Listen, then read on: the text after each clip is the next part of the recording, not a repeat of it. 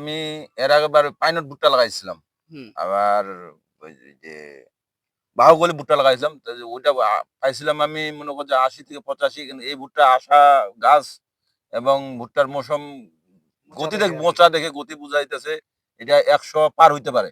বেশি ছাড়া কম হবে না। এবার ১ম স্যার এটা।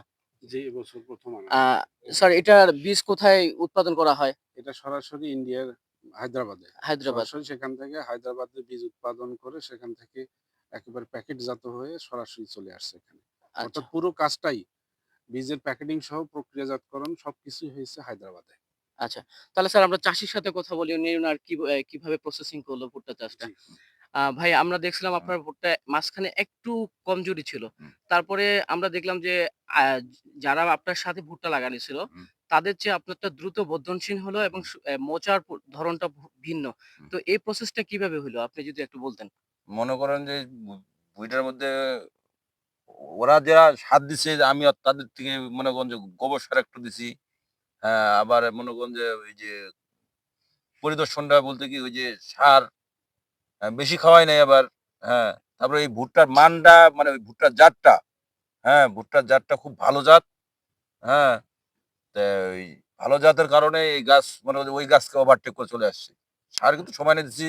হ্যাঁ, কিন্তু ওই যে ভুট্টার মান আর অন্য বার আমি ভুট্টা করছি। ঠিক আছে? অন্য বারের থেকে ভুট্টার এবার মনে করেন যে গতি এবং মোশন অনেক ভালো। এই ভুট্টা নতুন ভুট্টার জাত যেটা নিয়ে এসছে। হ্যাঁ,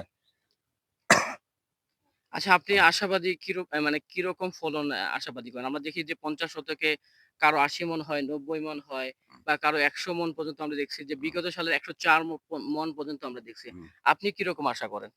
আমি এর আগেবার পাইনট ভুট্টা লাগাইছিলাম।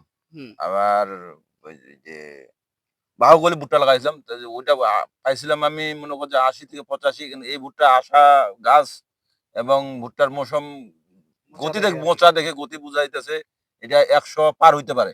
বেশি ছাড়া কম হবে না। আশাবাদী। না, না, আমি ১০০ মন পার আশা করি। এই ভুট্টার গাছ এবং গতিতে হিসাবে আমি ১০০ পার নিবো আরকি। এই আশা করি আমি।